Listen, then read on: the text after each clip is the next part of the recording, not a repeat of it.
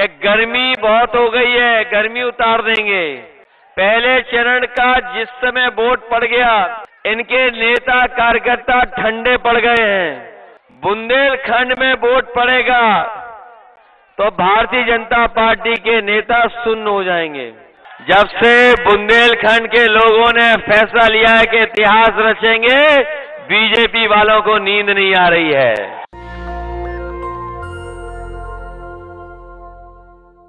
मैं जोश और उत्साह देख रहा हूं।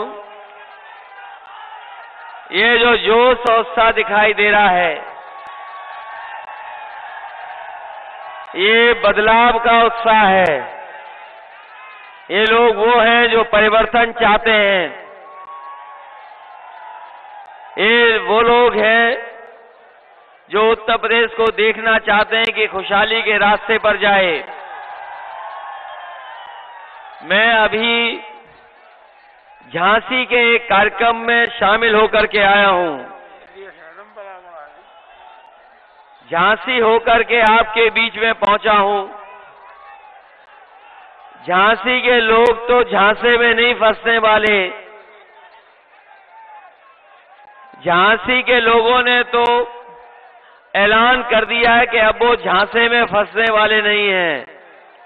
बताओ, यहां के लोग, कहीं आप लोग भारतीय जनता पार्टी के झांसे में तो नहीं आ जाओगे? इधर बुंदेलखंड के लोगों ने जितना समर्थन भारतीय जनता पार्टी को दिया, इतना समर्थन कभी मिल सकता है। 14 का चुनाव रहा हो, 17 का चुनाव रहा हो, 19 का चुनाव रहा हो, इतना समर्थन भारतीय जनता पार्टी को कभी नहीं मिल सकता था जितना है। लेकिन इस बार जो उत्साह और जोश दिखाई दे रहा है बुंदेलखंड में, ये बुंदेलखंड के लोगों का विश्वास है कि इस बार भारतीय जनता पार्टी का हमेशा के लिए दरवाजा बंद हो जाएगा। सोचो कभी कि डबल इंजन की सरकार ने आपको क्या दिया। यहां तो बड़ी संख्या में पढ़े लिखे लोग होंगे, हमें नौजवान भी दिखाई दे रहे हैं। किसान भाई, आप तो नहीं भूल गए कि ये बीजेपी के लोग हैं जिन्होंने कहा था कि किसानों की आय दोगुनी हो जाएगी। बताओ किसान भाइयों, आय दोगुनी हो गई? किसी फसल की अगर कीमत दे पाई हो सरकार तो बताओ, फसल की कीमत मिल गई कि नहीं मिली? और अन्ना जानवर की समस्या समाधान किया?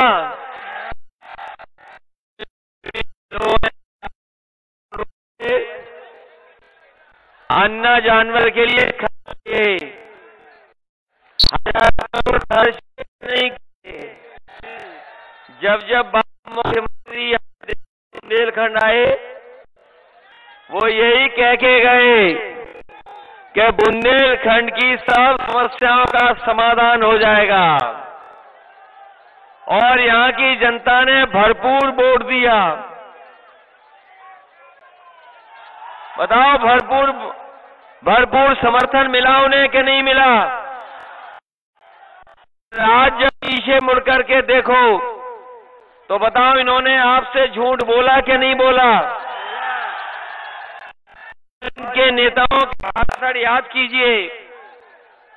अगर इनका कोई छोटा नेता है तो छोटा झूठ बोल रहा है, और अगर बड़ा नेता है तो बड़ा झूठ बोल रहा है, और जो सबसे बड़ा नेता है वो सबसे बड़ा झूठ बोल रहा है। बताओ, आपके साथ झूठ बोला गया कि नहीं बोला गया? और मुझे लगता है कि असली सरप्राइज अगर कहीं होने वाला है तो बुंदेलखंड में होने वाला है। चमत्कार होने वाला है कि नहीं बुंदेलखंड में इस बार? होगा। बदलाव का चमत्कार होना है कि नहीं होना है? होना है। ये लोग कहते हैं कि गर्मी बहुत हो गई है, गर्मी उतार देंगे। सुना भाषण के नहीं सुना उनका? और जब से पहले चरण का चुनाव पड़ा है वोट, पहले चरण का जिस समय वोट पड़ गया, इनके नेता कार्यकर्ता ठंडे पड़ गए हैं और हमें ये समर्थन बता रहा है कि इस बार जब बुंदेलखंड में वोट पड़ेगा तो भारतीय जनता पार्टी के नेता सुन्न हो जाएंगे। यहां पर विज्ञापन तो मैं नहीं देख रहा हूं बड़े बड़े नौकरी और रोजगार के, लेकिन लखनऊ और दिल्ली में विज्ञापन बड़े बड़े लगे हुए हैं कि नौजवानों को नौकरी मिल गई है। यहां नौजवान बुंदेलखंड के पढ़े लिखे हमें दिखाई दे रहे हैं। बताओ नौजवानों, आपके भविष्य के साथ खिलवाड़ हो गई कि नहीं हो गई? और ये बीईटी टीटी वाले ये तख्ती लेकर के घूम रहे हैं कितने दिनों से। बताओ कितनी बार ज्ञापन देना पड़ा आपको? ज्ञापन दिए कि नहीं दिए? क्या मिला आपको इनकी सरकार में? हमारी पार्टी का मैनिफेस्टो पढ़ लिया कि नहीं पढ़ लिया? बताओ ये शामिल किया कि नहीं किया हमने? इसलिए ये नौजवान बीईटी टीटी वाले हैं, पिछले कितने वर्षों से इंतजार कर रहे थे कि इन्हें नौकरी मिल जाएगी। और मुझे खुशी है इस बात का कि समाजवादी पार्टी के वचन पत्र का आप आभार प्रकट करने आए हो। न केवल आप, बल्कि चाहे वो हमारे शिक्षा मित्र हों, रोजगार सेवक हों, चाहे 69,000 वाले हों, या और इसी तरह के जितनी भी नौकरियां भारतीय जनता पार्टी ने उलझाई या परीक्षा रद्द की या क्वेश्चन पेपर लीक किया, समाजवादी सरकार आएगी, इन सब का समाधान करने का काम हम लोग करेंगे। न केवल समाधान करेंगे, बल्कि 11 लाख सरकारी पद खाली हैं सरकारी नौकरियों के। उन 11 लाख पदों को भरने का काम भी समाजवादी सरकार में होगा। इधर बीजेपी वाले बहुत घबराए हुए हैं, इधर बहुत घबराए हुए हैं बीजेपी के वाले लोग। वो अपना चेहरा आईने में नहीं देख रहे हैं, वो दूसरों को कह रहे हैं कि 12 बजे उठते हैं। ये दूसरों के लिए प्रचार कर रहे हैं कि समाजवादी लोग 12 बजे उठते हैं। ये नौजवान सही कह रहा है। जब से बुंदेलखंड के लोगों ने फैसला लिया है कि इतिहास रचेंगे, बीजेपी वालों को नींद नहीं आ रही है। और 12 बजे न बजे, इनके चेहरे देख लो, इनके चेहरों पे 12 बज गए कि नहीं बज गए। और रहे बचे जब वोट डालोगे, इनके 12 बजा देना। इधर बीजेपी वाले बहुत घर घर जाके प्रचार कर रहे थे,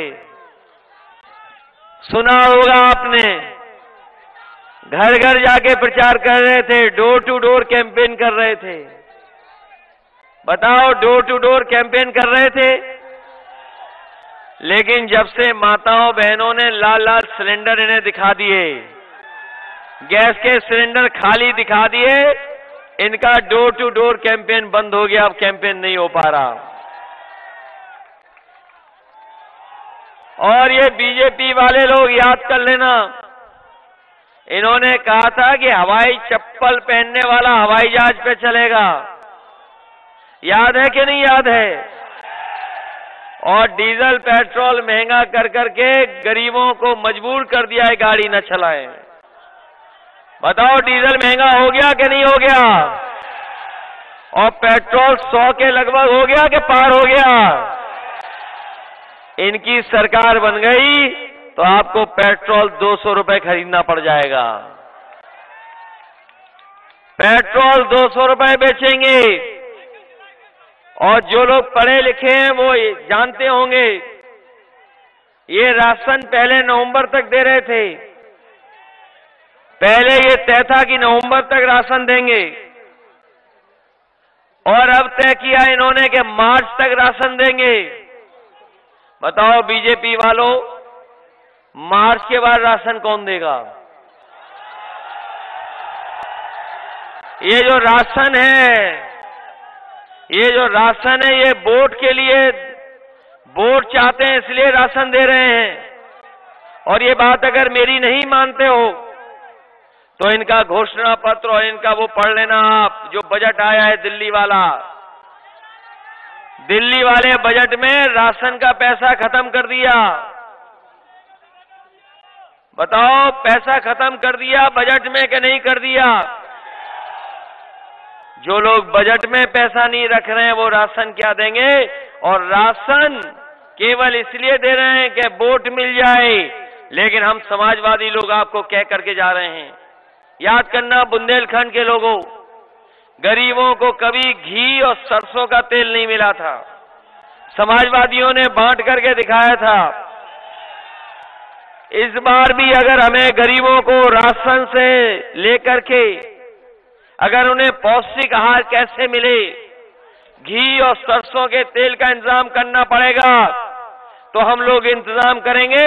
और 5 साल नहीं, समाजवादी सरकार जब तक रहेगी तब तक गरीबों को राशन देने का काम करेंगे। बताओ बुंदेलखंड के लोगों, घी कैसे बांटा था? सरसों का तेल बांटा था। और जब मैं रथ यात्रा पर आया था हमीरपुर, हमसे पत्रकार साथी पूछ रहे थे कि बुंदेलखंड को क्या विशेष करोगे? हमने कहा कि अपने किसानों की हम मदद करेंगे और किसानों को सुविधाएं देंगे। इधर जो जानकार लोग होंगे वो जानते होंगे कि बीजेपी के लोग आज खाने का तेल जो है वो विदेश से मंगा रहे हैं। ये विदेश से मंगा रहे हैं, विदेश से, जिनका आप बड़ा बड़ा विज्ञापन टीवी पे देखते होंगे। वो तेल मिलावट का है, सरसों के तेल का नहीं है। वो मिलावट का तेल खा रहे हैं, रिफाइन वाला। अगर कोई चीज शुद्ध है शरीर के लिए तो वो हमारा घी है या शुद्ध सरसों का तेल है। इधर बताओ सरसों का तेल कहां पहुंच गया है, कीमत क्या है? ये सरकार ऐसी है, अगर हमारा किसान सरसों पैदा करता है तो सरसों की कीमत नहीं दे पा रही है। अगर किसान खाद चाहता है तो खाद नहीं दे पा रही है। डीएपी अगर उसकी जरूरत है तो डीएपी नहीं दे पा रही है। और बोरी अगर खाद की ले भी आया किसान तो बताओ बोरी में से चोरी हो गई कि नहीं हो गई? इसलिए समाजवादी पार्टी ने तय किया है कि किसानों को सरसों को लेकर के अगर हमें ज्यादा पैसा देना पड़ेगा, सरसों की सही कीमत और खरीदने के लिए हमें मंडी से लेकर के खरीद केंद्र खुलवाने पड़ेंगे तो खोलेंगे। वहीं तिल की पैदावार कैसे बढ़े, दलहन की पैदावार कैसे बढ़े, हमारे बुंदेलखंड के किसानों के लिए अगर विशेष पैकेज देना पड़ेगा, विशेष किसानों की मदद करनी पड़ेगी, तो समाजवादी सरकार में उनकी मदद करेंगे। और यहीं पर सरसों का तेल पैदा हो कर करके, चाहे कारखाना लगाने के लिए, चाहे हमें कारखाना लगाना पड़े, हमारे बुंदेलखंड के जितने जिले हैं ये हमारे प्रदेश के सरसों के तेल की समस्या का समाधान कर सकते हैं। इसलिए चाहे हमें यहां पर सरसों के तेल के निकालने के लिए बड़ा कारखाना या उद्योग लगाना पड़े, चाहे 100 करोड़, 200 करोड़, 300 करोड़ देना पड़े, हम 300 करोड़ रुपए भी देकर के सरसों के तेल का कारखाना लगाएंगे और वहीं किसानों को सरसों की सही कीमत दिलाने का काम भी समाजवादी सरकार में होगा। जब तक हम किसानों की मदद नहीं करेंगे तब तक हमारा किसान खुशहाल नहीं हो सकता। ये बीजेपी के लोग किसानों के दुश्मन हैं। बताओ, ये जो 3 काले कानून आ रहे थे, ये किसानों की खेती छीनने के लिए थे कि नहीं थे? और 750 किसान आत्महत्या कर लिया, शहीद हो गया, लेकिन सरकार को कोई परवाह नहीं। जैसे ही चुनाव पंजाब का आया, यूपी का आया, तीनों कानून वापस ले लिए कि नहीं ले लिए? मैं ये कह के जा रहा हूं, भारतीय जनता पार्टी के जो प्रत्याशी हैं, कान पकड़ करके अगर 700 उठक बैठक भी लगाएंगे तब भी हमारा किसान और नौजवान इनको माफ करने वाला नहीं है। बताओ किसान भाइयों, नौजवानों, माफ करोगे इन्हें? 750 किसान शहीद हो गए और जो कानून लाए थे उससे जमीन छिन जाती। अभी जिस तरीके से विदेश से आपका तेल आ रहा है खाने का, विदेश से सब चीजें आ रही हैं, ये विदेश से मंगा करके और कुछ उद्योगपतियों की मदद कर करके हमारे किसानों को मारने की साजिश थी। इसलिए ये चुनाव न केवल उत्तर प्रदेश के विकास के लिए है, बल्कि उत्तर प्रदेश के किसानों को बचाने के लिए है। बताओ, उत्तर प्रदेश के साथ साथ किसानों को बचाने का काम करोगे कि नहीं करोगे? हमारे नौजवान जो पढ़ना लिखना चाहते हैं, इस बदलती हुई दुनिया में नौकरी और रोजगार करना चाहते हैं, नई नई चीजें आ गई हैं दुनिया में, नई नई तरह की पढ़ाई आ गई। और अभी जब कोरोना आया था, अगर कहीं कोई मदद कर रहा था तो आपकी समाजवादी सरकार की बनी हुई एम्बुलेंस आपकी मदद कर रही थी। वो एम्बुलेंस मदद कर रही थी। ये सरकार न दवाई दे पाई, न इलाज दे पाई, न अस्पतालों में बिस्तर दे पाई और न ही ऑक्सीजन दे पाई। न जाने कितने लोगों की जान चली गई, अभी तक उसकी गिनती भी सरकार नहीं बता पा रही। बताओ, कोरोना के समय पर जान चली गई कि नहीं गई जान? और ये सरकार अभी भी स्वीकार नहीं कर रही है। कोरोना के समय सब कुछ बंद हो गया, कारोबार, उद्योग, बाजार सब बंद था। अगर कोई मेहनत कर रहा था तो हमारा किसान और हमारा गरीब खेतों में जाकर के मदद कर रहा था, मेहनत कर रहा था। अगर किसी ने अर्थव्यवस्था बचाई, देश को बचाने का काम किया, तो हमारे किसानों ने बचाने का काम किया। और इस कोरोना के समय देखा होगा, बहुत सारे लोगों को मोबाइल पे पढ़ना पड़ा। लैपटॉप जो समाजवादियों ने दिया था वो अभी भी चल रहा होगा। अगर जिस किसी के घर में समाजवादी सरकार में मिला होगा लैपटॉप, वो आज भी बंद नहीं हुआ है, आज भी चल रहा है। और ये जो बाबा जी ने लैपटॉप दिया है, किसी को मिला कि नहीं मिला? तो ये लखनऊ में किसको बांट रहे थे? आपने लखनऊ में बांटते देखा कि नहीं देखा? उन्होंने लैपटॉप भी बांटा लखनऊ में, उन्होंने स्मार्टफोन भी बांटा। बताओ, यहां किसी को मिला कि नहीं मिला? और वो जो टैबलेट बांटी थी, वो टैबलेट मिली कि नहीं मिली? और हमारे बाबा मुख्यमंत्री कभी सोचो क्यों नहीं बांट रहे हैं?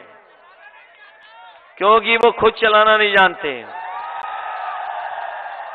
इधर तो ये सब स्मार्टफोन चलाने लगे हैं, इनको किसी को सिखाने का नहीं पड़ा। बताओ, चला लेते हो कि नहीं चला लेते हो? और अब तो दुनिया ऐसी बदल गई है कि अगर कोई जानकारी हासिल करना चाहोगे तो बताओ, है जानकारी उसमें कि नहीं है? अगर कोई सामान खरीदना चाहो तो सामान मिल जाता है कि नहीं मिल जाता है? और कई कस्बों में, कई शहरों में कोई भी चीज मंगाना चाहोगे, कोई भी चीज खाना चाहोगे तो बताओ, मोबाइल से मिल रही कि नहीं मिल रही?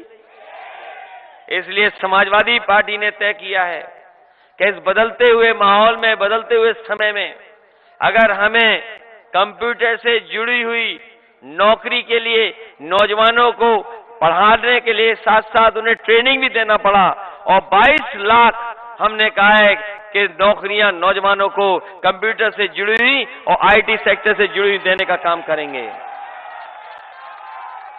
22 लाख। और ये कह रहे थे, बीजेपी वाले कह रहे थे डिजिटल इंडिया बनाएंगे। ये बीजेपी वाले कह रहे थे हम डिजिटल इंडिया बनाएंगे। याद है कि नहीं याद है? और इनके डिजिटल इंडिया में क्या हुआ, कोई बताए हमें? ये डिजिटल नहीं हुए, ये कोई मदद नहीं की है। लेकिन अमेरिका जैसी बड़ी कंपनी अगर जानकारी करोगे तो वो मोबाइल से कंडे भी बेच रही है। बताओ कंडे बेच रही कि नहीं बेच रही है? अमेरिका की दुनिया की सबसे बड़ी कंपनी हमारे कंडे खरीद के हमें ही बेच रही। डिजिटल इंडिया के बहाने वाले लोग, बताओ डिजिटल इंडिया कहां है? ये लोग हमारी आपकी मदद नहीं करना चाहते। ये बड़े बड़े उद्योगपतियों की मदद करना चाहते हैं, गरीबों की जेब से पैसा निकाल करके अमीरों की तिजोरी भरना चाहते हैं। अभी हाल में ही आपने पढ़ा होगा कि 28 बैंकों का पैसा लेकर के उद्योगपति भारत छोड़ के भाग गया।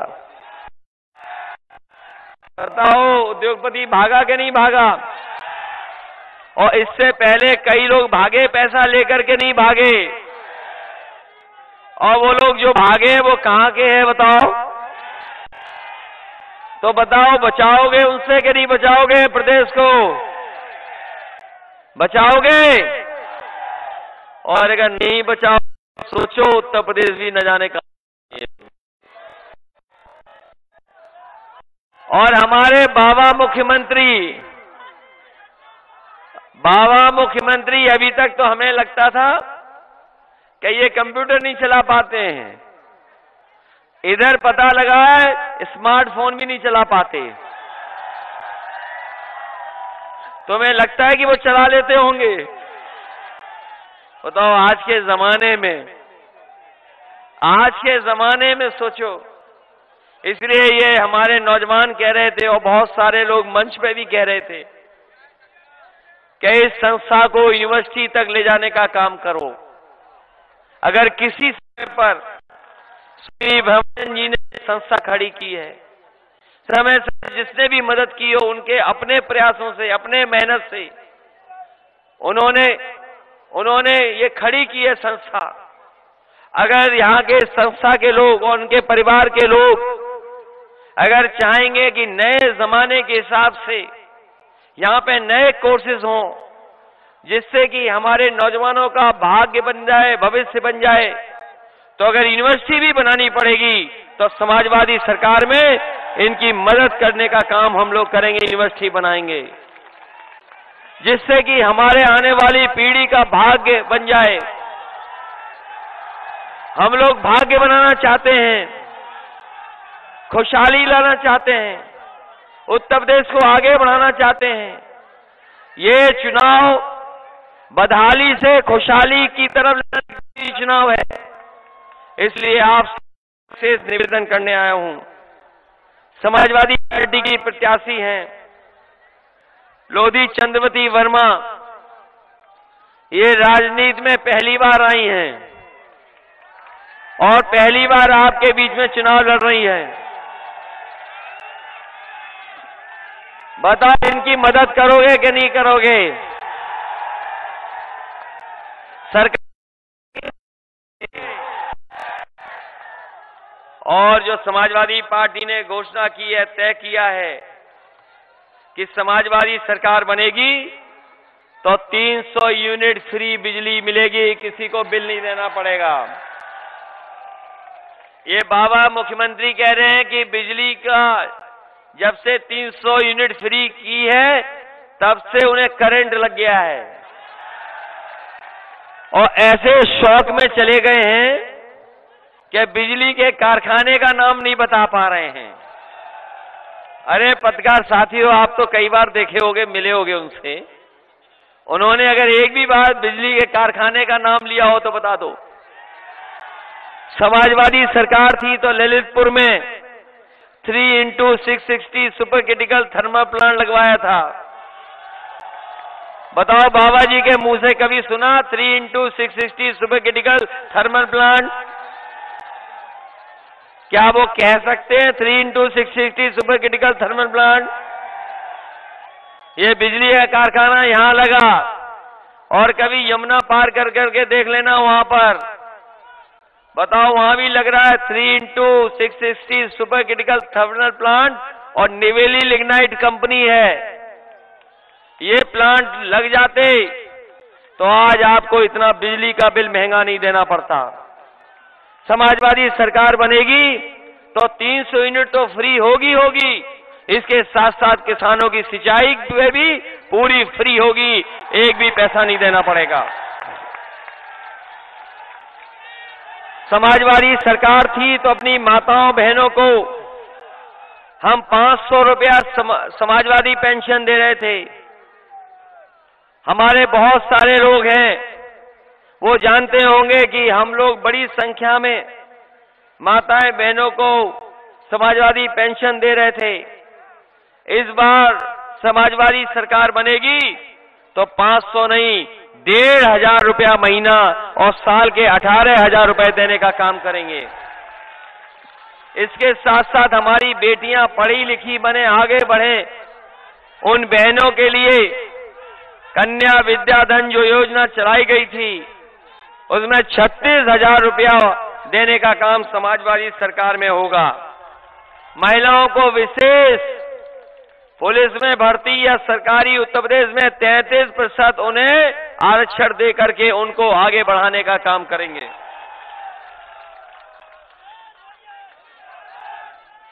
और हमारे किसानों की कोई पैदावार होगी। आप जानते होंगे, समाजवादी सरकार थी तो मंडियां बन रही थी, बड़ी बड़ी मंडी हर जगह बनी है, मंडियां बनाई थी, मंडी बनेगी और किसानों की एमएसपी पे खरीदने का इंतजाम होगा, जिससे फसल का उन्हें नुकसान नहीं हो। उन किसानों को एमएसपी देने का काम भी समाजवादी सरकार में होगा। इसलिए बहुत सारी हमारी पार्टी ने फैसला लिया है।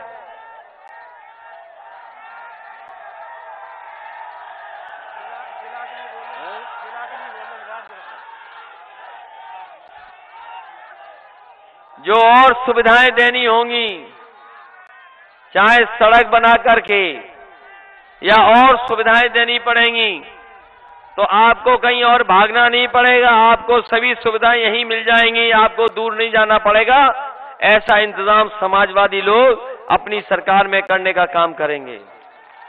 इसलिए आप सबसे अपील करता हुआ, हमारी पार्टी का मैनिफेस्टो पढ़ लेना, किसानों, नौजवानों के लिए, महिलाओं के लिए और उत्तर प्रदेश की खुशहाली के लिए है। ये अगर एक्सप्रेस वे कोई बनाना शुरू किया है, बड़ी बड़ी सड़कें, तो समाजवादियों ने शुरू की थी सड़कें बनाना, और ऐसी सड़कें बनाई क्या जरूरत पड़ेगी तो अगर हवाई जहाज भी उतारना पड़ेगा सड़क पर तो आप हवाई जहाज भी उतार लोगे। ये समाजवादियों ने इंतजाम किया था। ये हमारे प्रधानमंत्री जी जो उतरे थे हवाई जहाज से, ये उनकी देन नहीं थी। अगर किसी का फैसला था तो समाजवादियों का फैसला था, समाजवादियों की वजह से ऐसी सड़कें बनी हैं। इसीलिए एक्सप्रेसवे से बुंदेलखंड के हर जिले को जोड़ने के लिए, अपने किसानों को सुविधाओं के लिए और नौजवानों को बुंदेलखंड छोड़ करके बाहर न जाना पड़े, मजदूरी के लिए, नौकरी के लिए, उसके लिए यही इंतजाम करेंगे जिससे कि हमारा बुंदेलखंड भी खुशहाल हो जाए। और अगर खेतों तक पानी पहुंचाने के लिए, अन्ना जानवरों से बचाने के लिए अगर हमें कोई ठोस फैसला लेकर के अगर आगे कदम उठाने पड़ेंगे तो बजट में इंतजाम कर करके यहाँ के बुंदेलखंड की जनता की मदद करने का काम करेंगे। मुझे याद है सबसे पहले जब समाजवादी सरकार बनी थी 2016 में, पानी को लेकर के तेलंगाना के मुख्यमंत्री जी ने सबसे पहले फैसला लिया था कि जहां पर बड़े बड़े जलाशय हैं या डैम है या कोई स्थान ऐसा है जहां से पानी घरों में पाइप से पहुंचाया जा सके, तो मुझे याद है तेलंगाना के मुख्यमंत्री ने सबसे पहले शुरू किया था। और उनका देख करके उन्होंने जब प्रेजेंटेशन की मुझे, तो मैंने भी फैसला लिया था। और यहां पर बहुत सारे लोगों को याद होगा, मैं खुद आया था और पहला पाइप वाटर सप्लाई राठ के लिए अगर किसी ने शुरू की थी, और राठ के क्षेत्र में जितने भी गांव पड़े उनको पाइप वाटर सप्लाई से पानी पहुंच जाए, वो समाजवादी लोगों ने शुरू किया था। लेकिन इस सरकार ने बंद कर दिया। अगर सूरज से रोशनी बिजली बनाने के लिए, सोलर का बिजली बनाने के लिए अगर बुंदेलखंड में कोई जिला नहीं बचा होगा जहां पर बड़े बड़े बिजली के बनाने के सोलर में पैसा न लगाया हो। आप पता कर ले, महोबा, ललितपुर, झांसी, आपका जिला जालौन, हर जगह सोलर की एनर्जी से बिजली बनाने का इंतजाम शुरू हो गया था। जितना इंतजाम समाजवादियों ने किया उससे आगे भारतीय जनता पार्टी नहीं बढ़ा पाई। समाजवादी सरकार बनेगी तो और बिजली का उत्पादन के लिए चाहे हमें सरकार का पैसा लगाना पड़े, हम लोग लगा करके बिजली को सस्ती और 300 यूनिट फ्री कर करके और किसानों की सिंचाई मुफ्त करेंगे। ये समाजवादियों की सरकार में होगा। इन्हीं शब्दों के साथ एक बार फिर मैं समाजवादी पार्टी के प्रत्याशी लोधी चंद्रावती वर्मा जी के सहयोग और समर्थन के लिए वोट मांगने आया हूं। बताओ, वो मदद करोगे कि नहीं करोगे? बीजेपी के झांसे में तो नहीं आ जाओगे? बीजेपी के झूठ में तो नहीं आ जाओगे? ये जो बीजेपी झगड़ा लगाती है उसमें तो नहीं आ जाओगे? बताओ, चमत्कार करोगे कि नहीं करोगे? इनको आपने भरपूर वोट दिया, लेकिन बुंदेलखंड को क्या दिया? इसलिए इस बार इन्हें जीरो करके भेजोगे कि नहीं भेजोगे? इन्होंने धोखा दिया आपको कि नहीं दिया? इसलिए धोखा देने वालों को अपना एक एक वोट दे करके सबक सिखाने का काम करना। मैं अपने नौजवानों से कह रहा हूं कि आपके भाग्य को, आपके सपनों को और आपको पढ़ाई के बाद नौकरी रोजगार मिल जाए, उसका इंतजाम समाजवादी लोग करेंगे। इन्हीं शब्दों के साथ आप सबका बहुत बहुत धन्यवाद। नेशनल दस्तक की आपसे गुजारिश है कि अगर इसको बचाना चाहते हैं तो नेशनल दस्तक को सब्सक्राइब करने के लिए रेड कलर के सब्सक्राइब बटन को दबाएं, फिर बेल आइकन की घंटी दबाएं। नेशनल दस्तक को बचाने के लिए बहुत जरूरी है कि हर खबर को शेयर करें, लाइक करें, कमेंट जरूर करें।